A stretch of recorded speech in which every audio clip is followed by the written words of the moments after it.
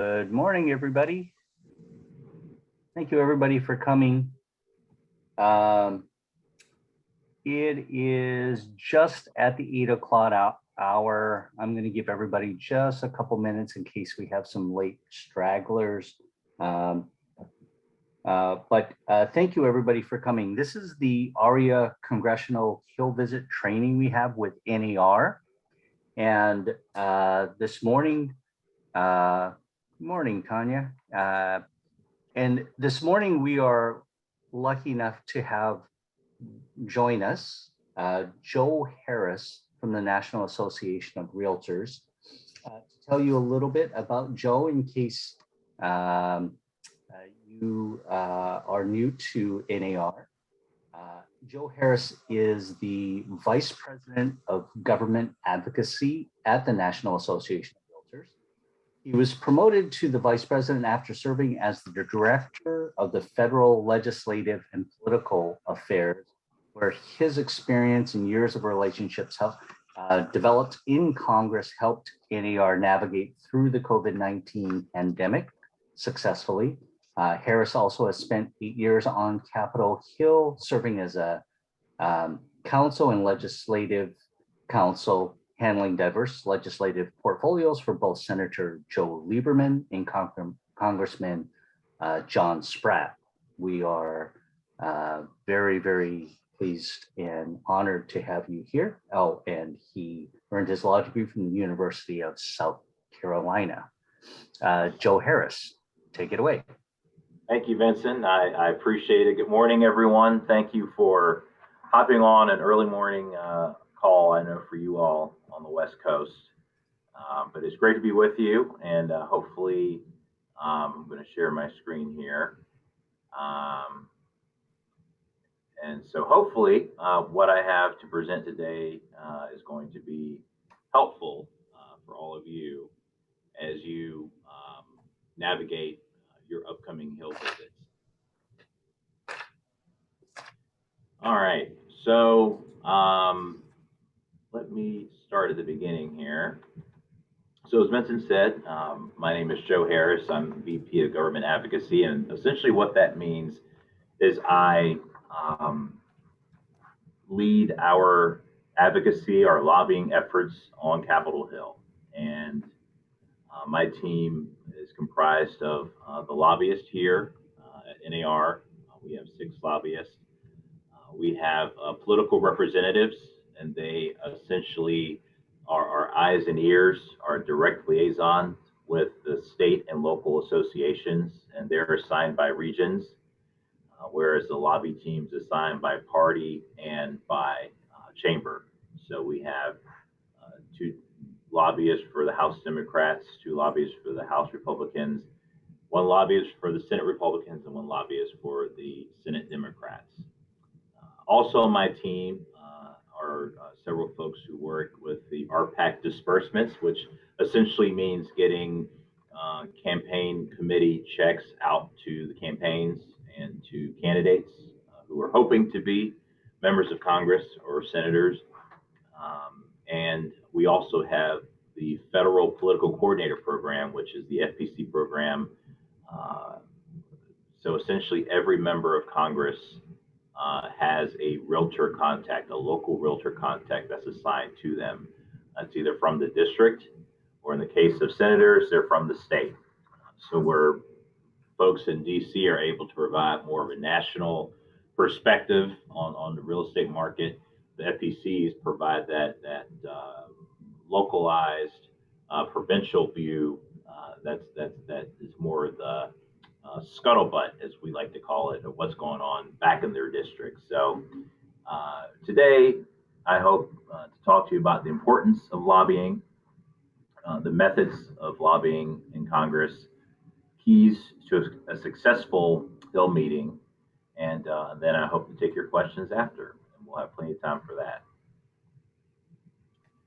So first, the importance of lobbying. To establish a positive long-term working relationship with legislators and their staff, laying the groundwork for taking specific action when the need or opportunity arises. And the key to and the importance of lobbying is essentially to make your friends before you need them. You don't want to be in a situation where something like the pandemic hits. And that's a perfect example of where the pre-existing relationships that we had and we worked very hard to build on the Hill, in the White House, really helped us during the pandemic because, as we all know, everything shut down and we weren't able to navigate the normal channels of lobbying, going to congressional offices, having in person meetings. And so, if you were just meeting a staffer for the first time during the pandemic on a Zoom call with 30 other lobbyists, good luck. I mean, it's very difficult, really, to establish those relationships. And just like any relationship that you have with family, with friends, loved ones, it takes time, it takes effort, it takes building trust. Um, and just like any type of relationship that we have in our personal lives, professionally, it takes time to build those on the Hill. And so I think if you take nothing else from my comments today, it is, the meeting on the Hill should not be a one and done situation. It should be the start of something meaningful, the start of something impactful, and it should be a mutually beneficial relationship, much like any friendships you have. And I think that's a great way to look at it. You're building trust, and that starts with them trusting the information you're giving them, trusting the angle at which you're coming at the issue or the problem with, trusting that you're going to present both sides or all sides of a potential issue. So all those things factor in. So there are a lot of different methods for lobbying. Obviously the first is having an official meeting, a Zoom or a fly-in, much like you'll be doing. This is the most, in my view, one of the most effective ways to get across information in a timely manner. Is to go right to the source, identify the problem, and hopefully offer a solution to the problem that you see. And obviously, with the pandemic, Zoom has become a great tool. It was really the only tool we had for quite a while. But even in the waning months, hopefully, of this pandemic, Zoom remains a very effective way to communicate and to lobby. Fly-ins, we have our fly-in coming up next week, and I'm not sure how many folks we're going to have. Traditionally, we've had somewhere in the neighborhood of 7 to 10,000 realtors come to DC to lobby the Hill. So fly-ins are an extremely effective way to lobby because you can't miss them. You can't miss large groups of people, all wearing the same pins, all with the lanyards with their names on them. It's just a very effective way to get across the talking points that you want to get across. Social gatherings, and this I put in the bucket of sort of building and maintaining those relationships. Things like grabbing coffee, going to happy hour, playing golf. During the pandemic, I played a lot of golf with congressional staffers and with members of Congress because it was an outdoor activity. Everybody got their own golf cart, and you're able to not necessarily lobby a specific issue. That's not, every time you have an interaction with a staff or a member of Congress, you don't have to have quote unquote business discussions or things that are, but, like I said, just like any other relationship, getting to know the person and getting them to know you. What's your favorite football team? Where are they from? Oh, you've got a 16-month-old. So do I. Finding common ground. It's really pretty rudimentary stuff, but you'd be surprised, how many people go in with sort of the business focus and forget about the human side of developing those relationships. So social gatherings, anytime you're outside of the office, outside of the Congressional building, and you're in a more relaxed, sort of neutral site, as I call it, you should take those opportunities. Other methods, support and opposition letters and statements for the record, as we call them, SFRs. We do a lot of those at NAR. Anytime there is a bill that's introduced that we find problematic or that we support, or an amendment, or somebody makes some comments in a hearing, I think it's appropriate and it's important to be on the record for either supporting that position or opposing that position. And we send a lot of letters to House leadership, to committee chairs and ranking members of the Committee of Jurisdiction. We do that a lot on financial services and Ways and Means, which are the two primary committees that we work on the House side, and obviously Senate Banking and Senate Finance on the Senate side, but also statements for the record. A lot of times before a hearing or after a hearing, we're afforded the opportunity to weigh in on the testimony, on some of the statements that some of the witnesses are making. Maybe a member or a senator makes a comment that we don't quite agree with, and we want to correct the record or give our take. So statements for the record are an extremely effective way to get across your point, your viewpoint.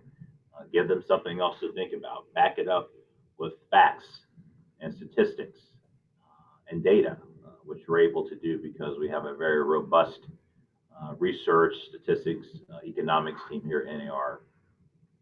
Obviously, electronic communications, I put social media just because it's very hard to avoid social media these days, as we all know. And it's become a very effective tool for lobbying. If a member of Congress comes to one of your events or meets with you for a roundtable discussion on fair housing issues, for instance, taking a picture and tweeting it out, great to be with Congressman so-and-so, great to be with staffer X, Y, and Z as we talk about important fair housing issues. Extremely effective. I'll also add that you should proceed with caution with social media. Once it's out there, and there's no taking it back, as many folks have found on the Twitter world.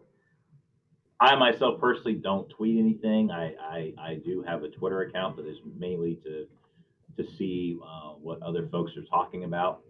But I myself do not tweet because I'm afraid of saying something or doing it the wrong way.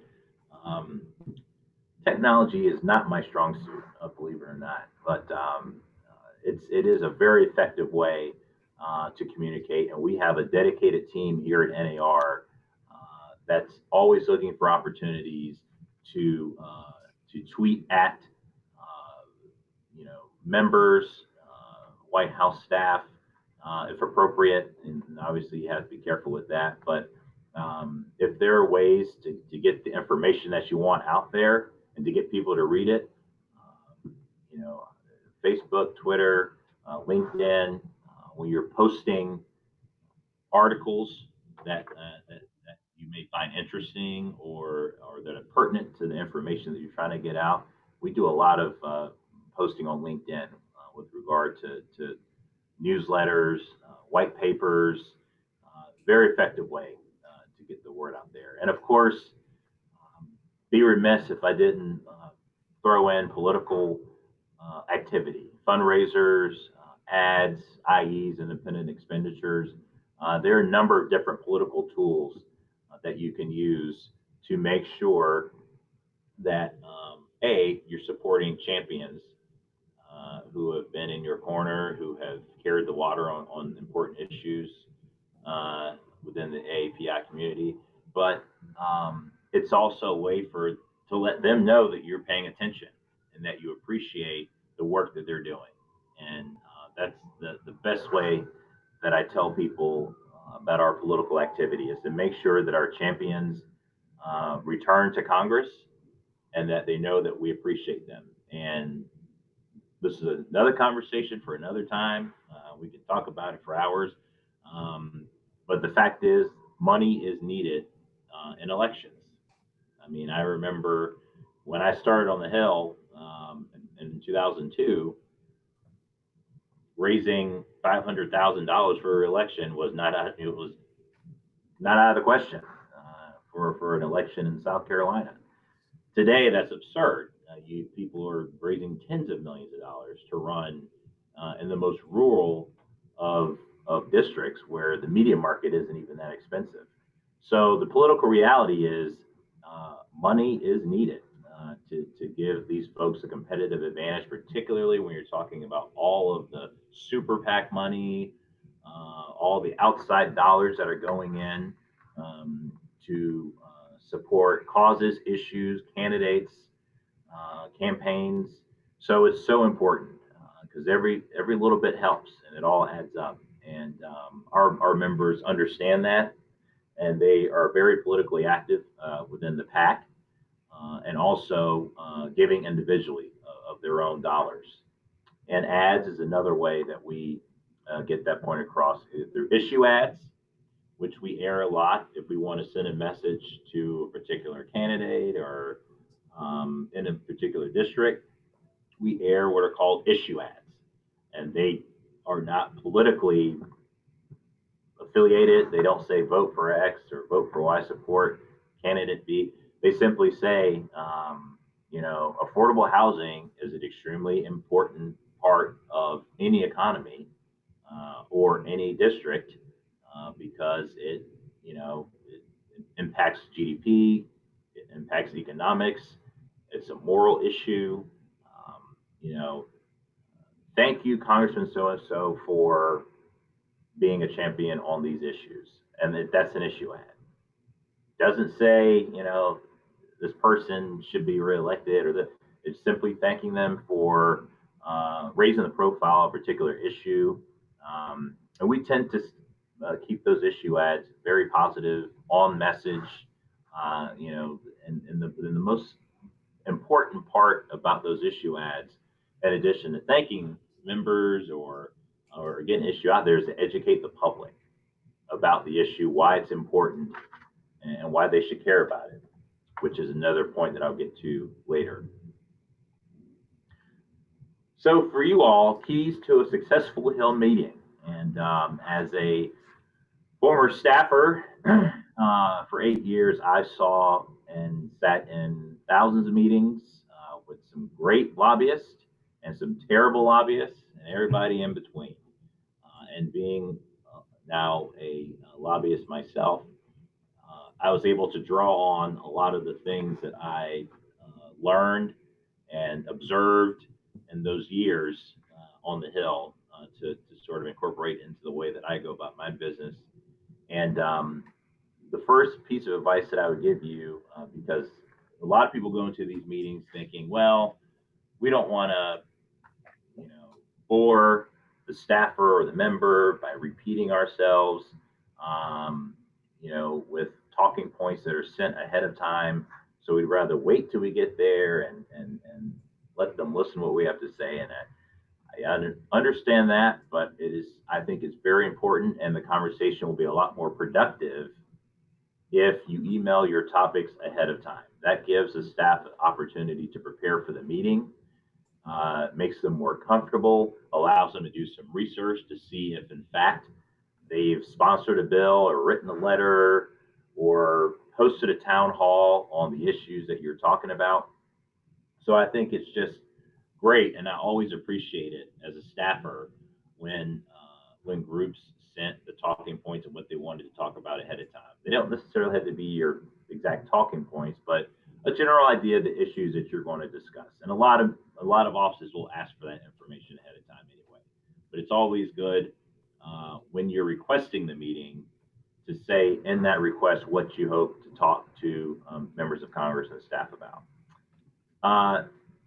The next thing is a question that I always used to and still ask when I go to lobby an office, and it's why should they care?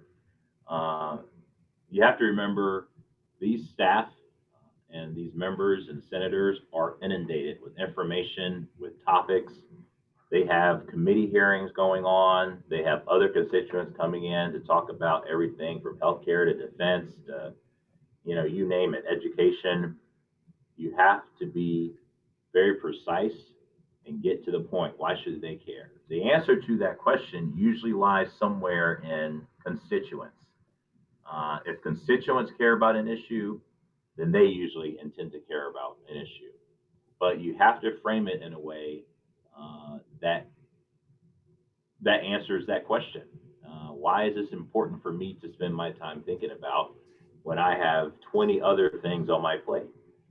And that's when your work and your homework and your background comes in to prepare a compelling presentation, talking points that speak to the district, that speak to the why the issue is relevant in their particular state or district, and what they can actually do about it to move the ball forward and having solutions.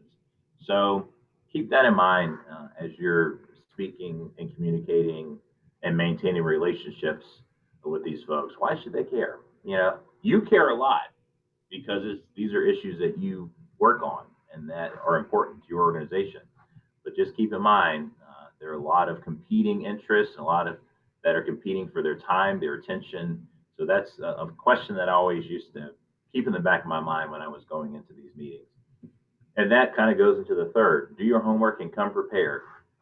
It's amazing how many times folks would come and meet with us to ask us to co-sponsor S1280 or HR 2007, when we had to tell them we are actually co-sponsors of that legislation. That's not good, not a good look.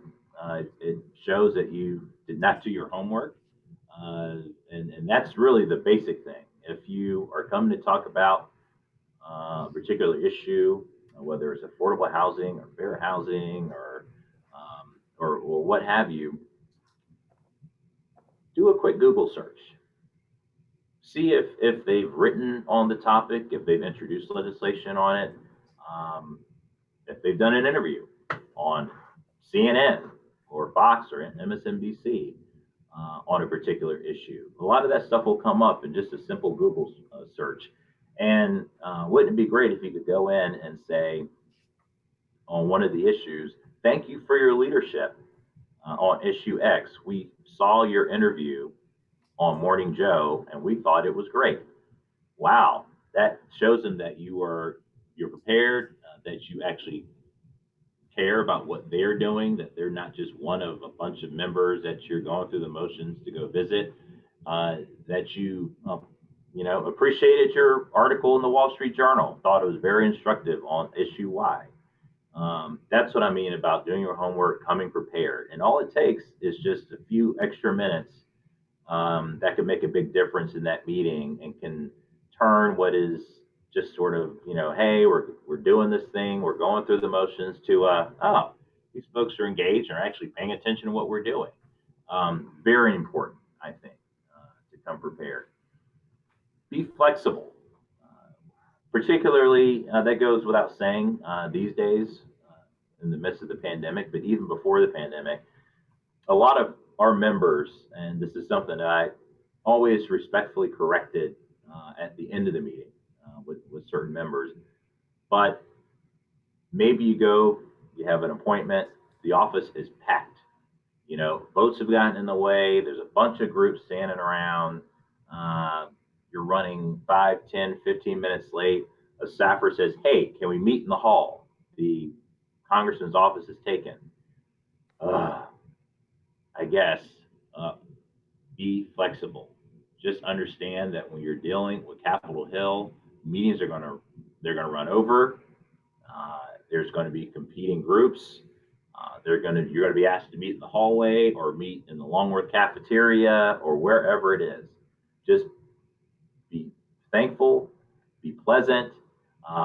Sure, absolutely, no problem. We're just happy for a few minutes of your time to talk about these issues. That's the response.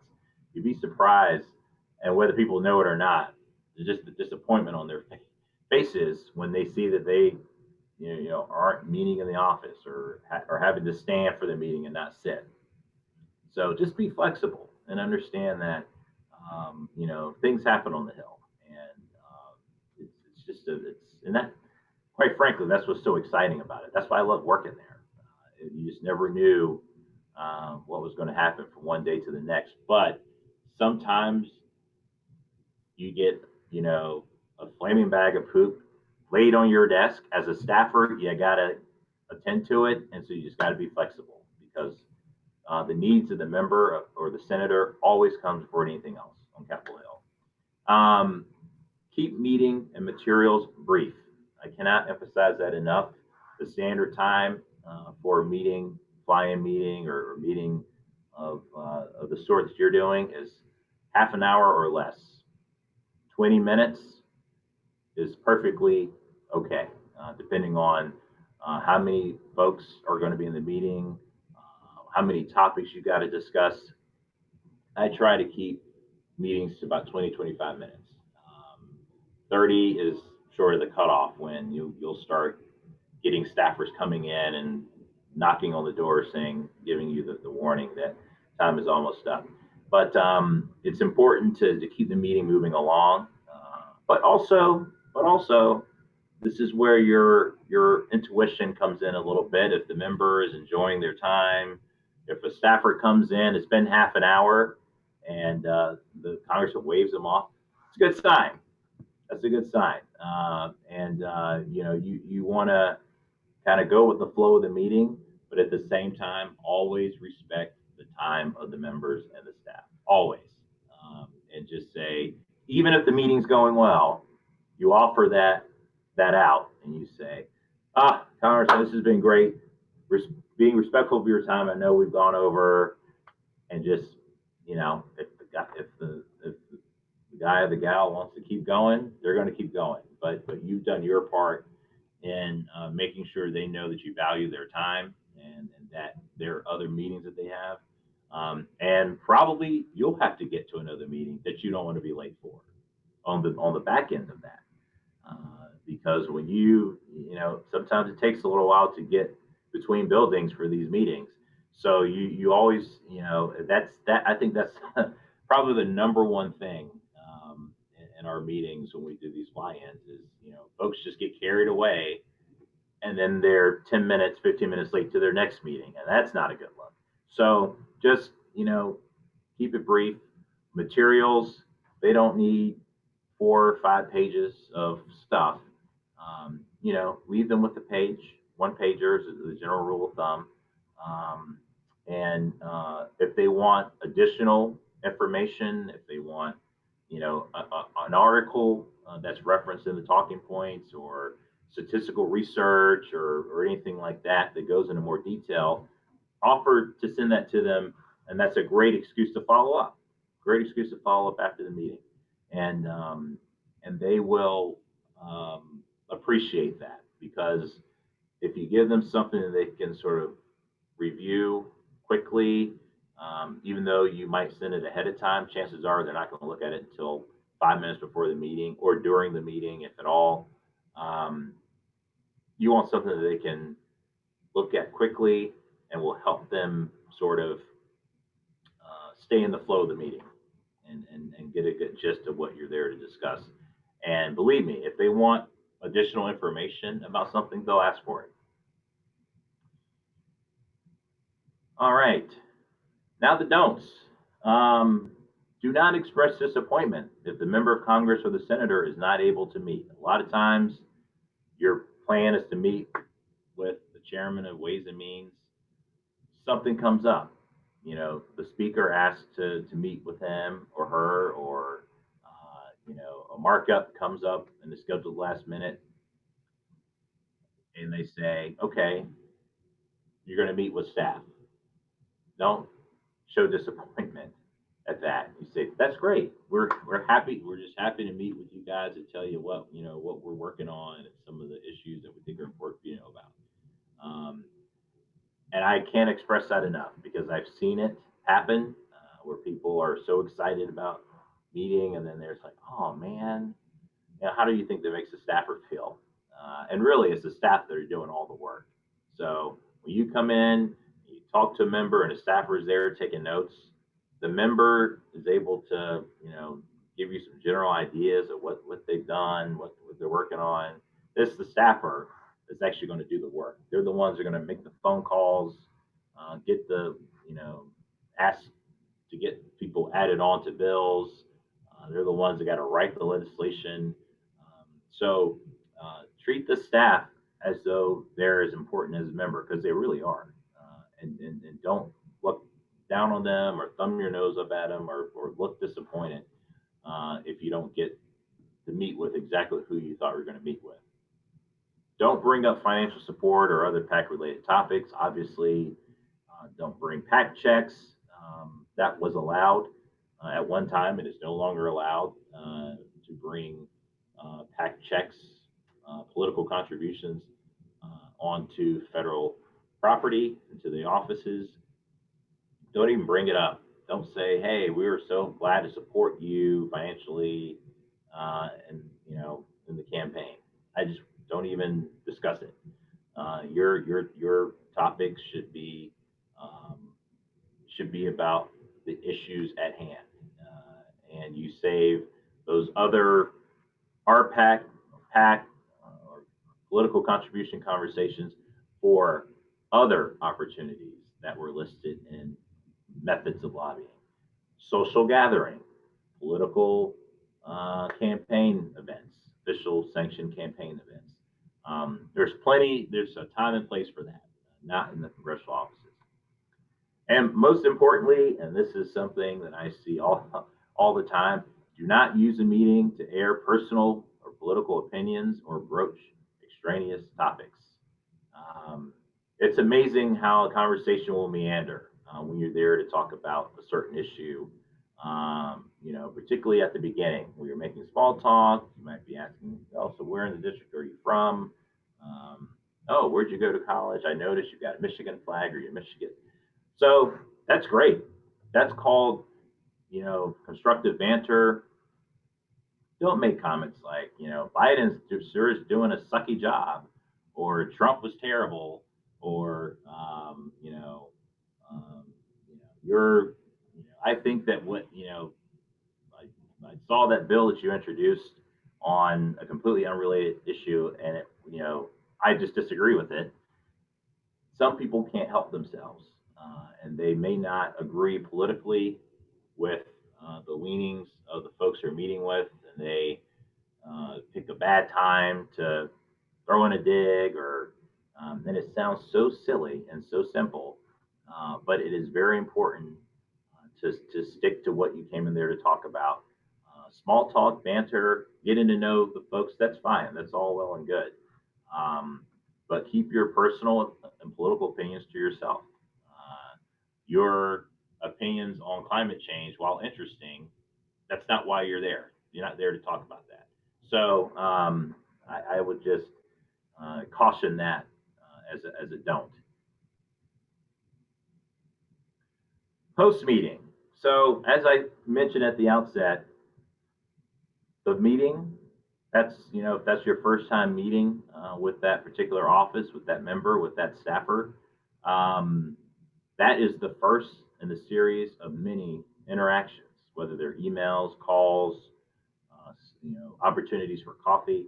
You want to follow up immediately after that meeting, offer supplemental information. Maybe there are some questions that came up in the meeting that you don't know the answers to, and that's okay. That happens all the time.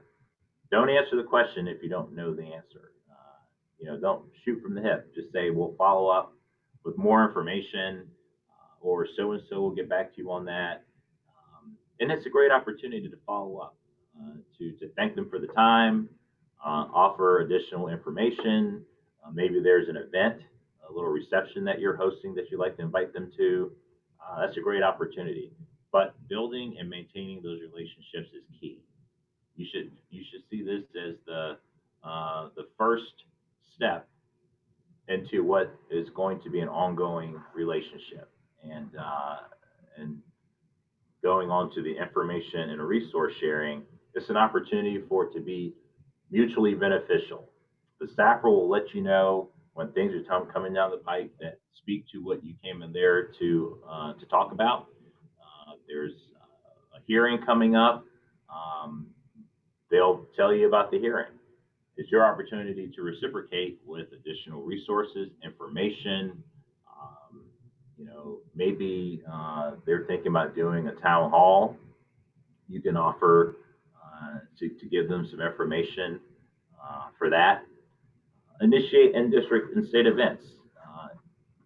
If you think it'd be great to do a roundtable discussion with some members of your group, on the state and local side in the district, gives the members and the staff an opportunity to meet constituents, but also gives them an opportunity to talk to the issues that are ongoing. And so that is a great opportunity and something that you should initiate and take advantage of. But the name of the game is finding an opportunity, finding an excuse to touch base with that staffer to maintain those relationships. I'm not saying you need to email them every week, but my general rule of thumb is I try every quarter to reach out to all the staffers that are sort of in my portfolio, and I cover.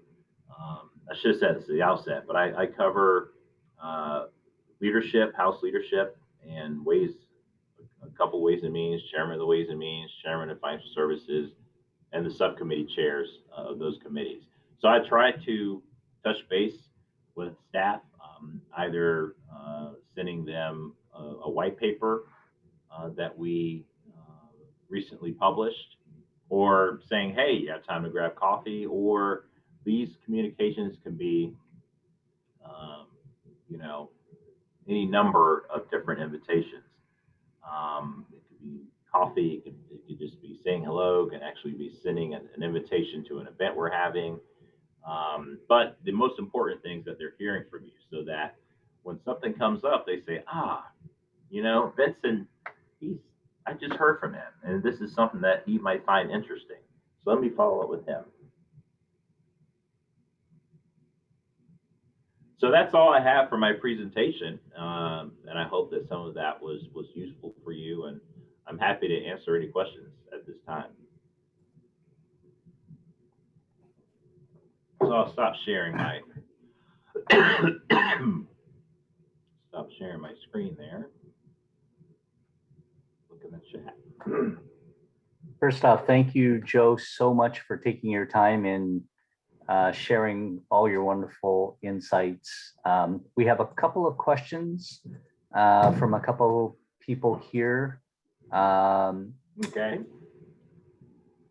And some of these I think we can handle internally, like logistics of how to get transportation from our hotel, from yours truly, to getting to the location. We'll probably check on site if we're going to do Lime scooters or we're going to Uber. But we'll figure that one out on our own. Some questions. Will we have a copy of the Zoom? Yes, this is being recorded, and so we will share this along with our previous training, and we will have sort of a little mini library of this 3-part series on legislative visits that we'll share with all you people that are registered to come to. Let's see, what else do we have here? Anyone have any questions for Joe? Let's see what we have here. Question from Miami, I think, on who will be, how which staffer. So we will, we can take that off staff. Do we have any questions directly for Joe?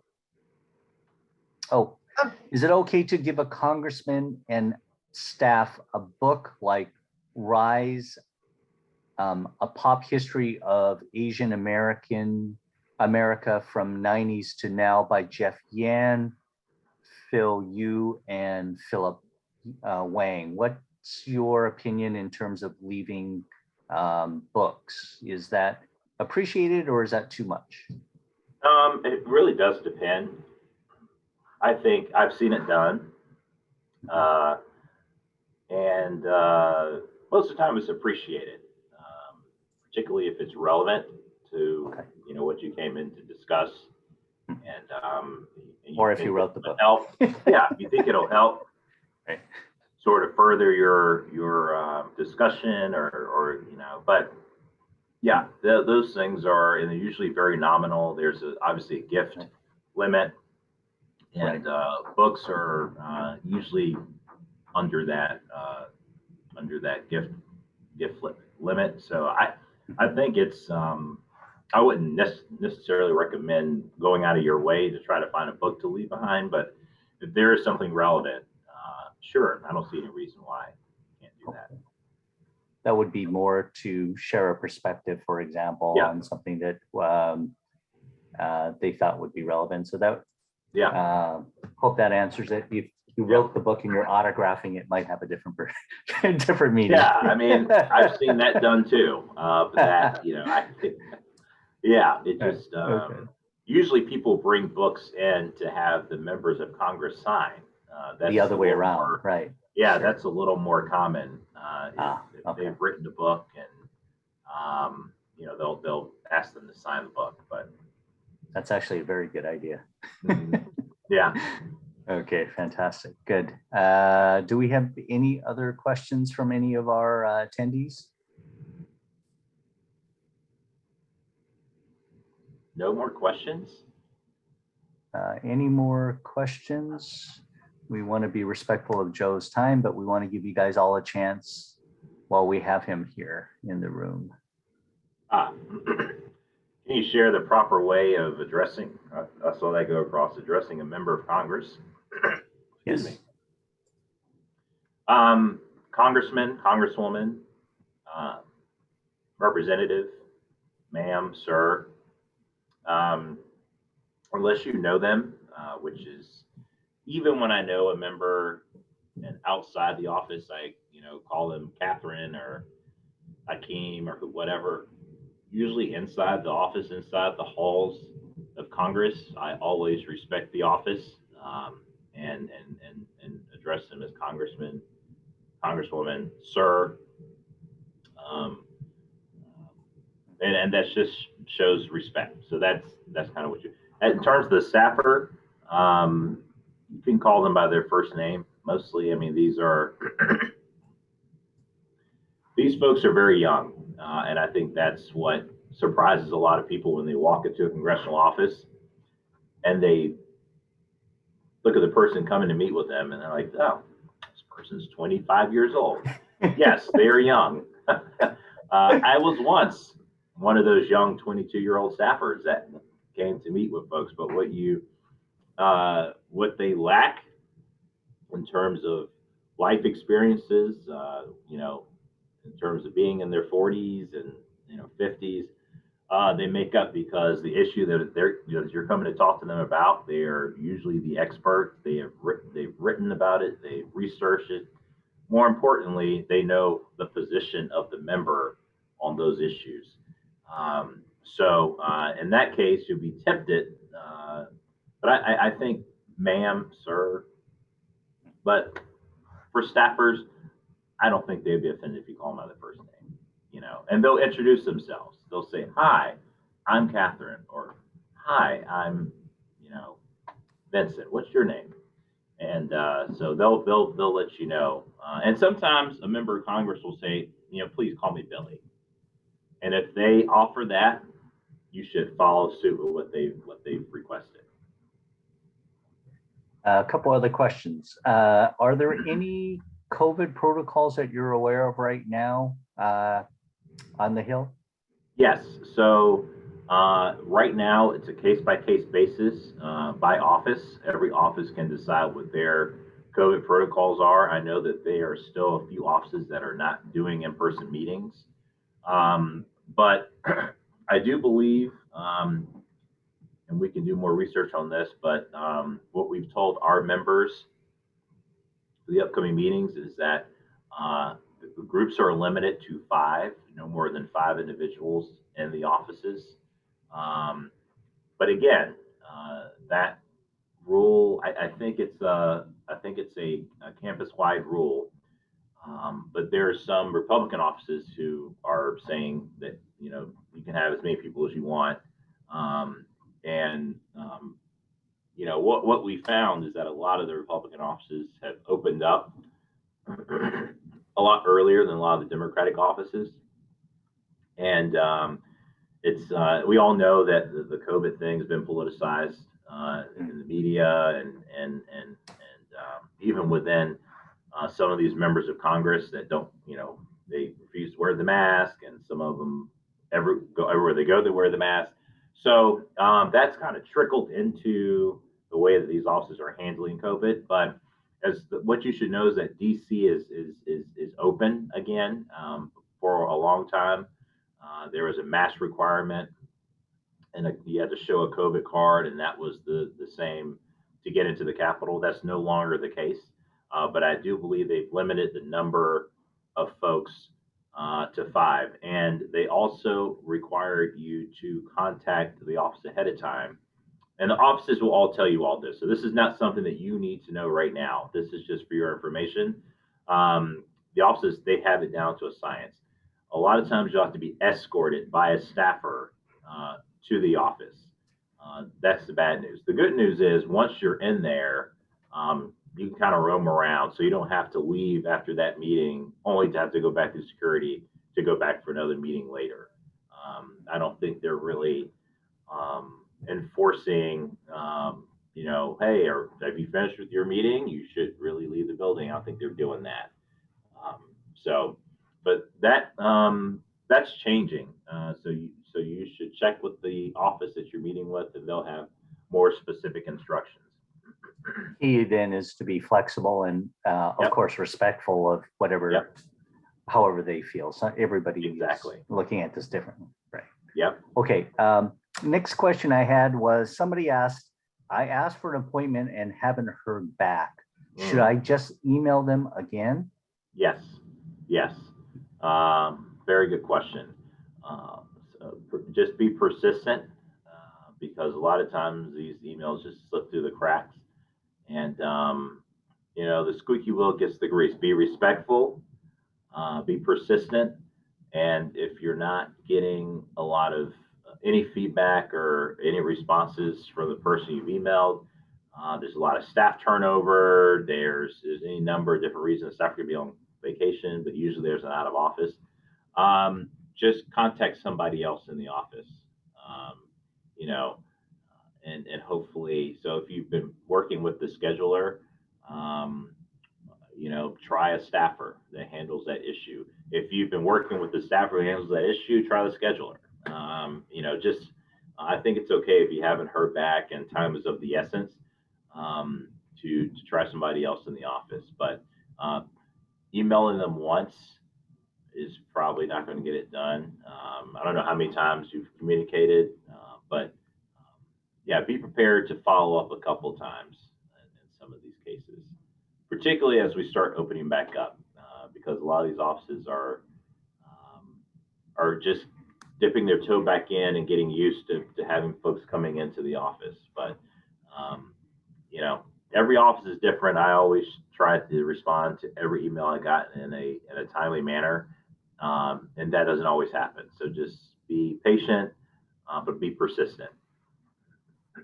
A couple questions here about our talking points.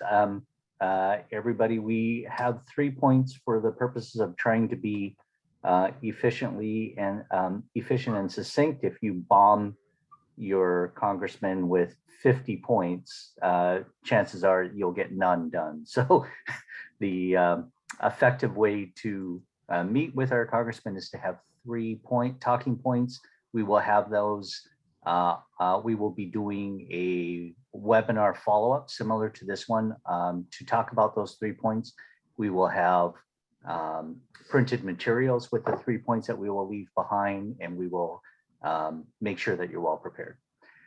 Okay, let's see. And they are tied to specific bills, just so you know. I'm sorry, go ahead, Joe. Oh, I was just saying, I just saw a question pop up from Amika Coleman. Do you recommend meeting with your local representative with a small group, or is one-on-one just as effective? I think the smaller the group, the better. It just helps, in my experience, it just helps the conversation flow. Now, if you have like officers or leaders within the organization that you're trying to get FaceTime with the staff or the member, it's always good to include them, even if they don't have an official speaking role, because there are two purposes for the meeting. One is obviously to give them information and to tell them about what you're working on and ways that you can be partners with them, and also to make a connection, to meet people, to put a face with a name. So those are the two main reasons why you want those meetings. So to the extent it's important for the staff or the member to meet folks in your group, I think it is important to include them. But I would try to keep the group as small as possible. As small as possible. Okay, Yeah. That was the next question we got from Amaka. It says, would you recommend meeting with a local representative with a small group, or is one-on-one just as effective? Is it more impressive to show up with a large group, or is it better to just have a smaller, is it more effective to just show up by yourself? Yeah, so that, and that's a very relevant question for us, because the realtors are famous for rolling in with, 50 people. Right. That is, I think that is bordering on absurd. People do it. Right. That's a lot more acceptable in the Senate, where they have just a lot more space to accommodate that number of people. But even those offices are not very big. They tend to have bigger conference rooms and things like that. The hallways are, these congressional offices, they can't hold that many people. I think it's important to show that you have a lot of folks who care, who have traveled a long way to be there. But it's also okay to say, hey, we have with you 6 folks from the district. We actually had 50 who traveled all this way, but with COVID still being a concern, and with limited space, we only brought in these folks, and they're going to talk about X, Y, and Z.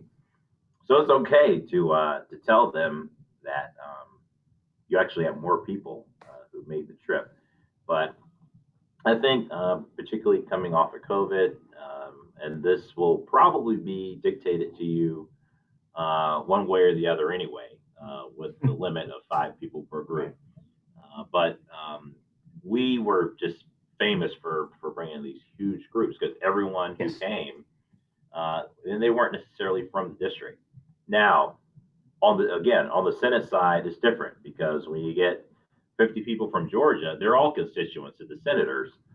But the members of Congress, I think it's best to limit the folks, as best you can, who are from the district and can speak to the town they're from, and because that's what they want to hear. They want to meet people who are coming from their district, who are constituents, who vote for them, or have the potential to vote for them.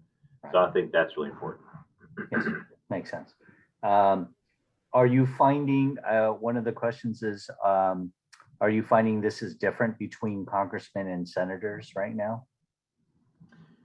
In terms of the meetings, I'm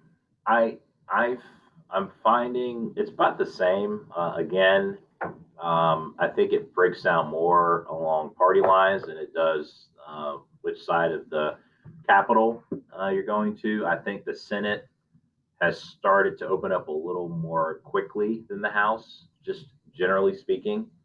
I know that certain senators were approving requests, for instance, for groups to use the Capitol Visitor Center, which has been closed to the public and has now been reopened. The senators were the ones who initially started reserving some of those conference rooms there for larger groups, to provide a place for people to kind of hang out and meet, so that senators and members of Congress can just drop by, say hello, say a few words. But I think the rules that have governed the House are different than the rules that have governed the Senate, and that's just the way it is. But yeah, I think for the most part, this place has been shut down during COVID, and it had a lot to do with DC's mandates in terms of the number of people who would gather and being closed. Right. They kind of follow the DC guidelines as well. Would you say giving fair warning prior to showing up with, let's say, a larger group, for example, just so Yes. that they're aware? Yes. If their office can only accommodate 5 and you're showing up with 50, Yep. you certainly should be respectful enough to give them fair warning. Absolutely. And a lot of offices will proactively limit the number for you. And they'll say, you know, Right. please bring no more than 10 people. Or Right. a lot of offices will do that. Particularly, again, with COVID on everybody's mind. The last thing you want is to put your staff at risk by having 50 people crammed into an office designed to fit 20 people. So, Yes. So yeah, I think if you plan to have a larger group, definitely, ask them if that's okay. Or if there's a way that you could meet somewhere other than the office. I know for larger groups, they tend to either meet in Longworth cafeteria, or there's no rule that says you have to meet at the office. If there's a coffee place, if there's in Rayburn, the cafeteria, if you want to proactively say, hey, let's meet in the hallway, if that works for you, because we have a larger group, they are willing to accommodate that. It's just they're trying to be safe, and they're trying to do what's in the best interest of the staff who have to be there. You're right. So they and masks are not required as a general rule, but every office has their own rules about the masks. So just be prepared for that too. Are you feeling like handshakes are somebody asked the question, are you thinking handshakes are okay now, or is that improper protocol at the moment? Yeah, I would ask. I would go in, maybe, are we, kind of make light of it. So are we, is it okay to fist bump, or what are we doing? And then they'll say, oh, I'm fine with shaking hands, or, yeah, the fist bump's fine. But yeah, it's a very good question. And I think it, just like it is when you meet new people for the first time in your own business, when you're showing houses, or, everybody's are we elbow bumping, or what are we doing? I think it's okay just to ask. Yeah. Love that. Yeah, fantastic. That's a good tip. We are right at the hour. I want to be respectful to Joe's time and everybody else in the group's time. So I think we're going to wrap it up if we don't have any other questions. Thank you so much, Joe. Thank you, everybody, for your time as well. Everybody, the key to what makes ARIA different than a lot of the other networking groups is this is what we do. We group together. I say this too much, but one chopstick is easily broken, but a bundle is unbreakable. Together, we can make a difference. And I appreciate all of you to come and help us go to Washington, D.C. to make a difference. Let's try to help solve the affordability and the lack of inventory issues and everything that's important to the community, so we can help build generational wealth and try to help as many people as we can with this blessed opportunity we have of real estate. Thank you, everybody, for coming. Well said, Vincent. Thank you all. Great to be with you.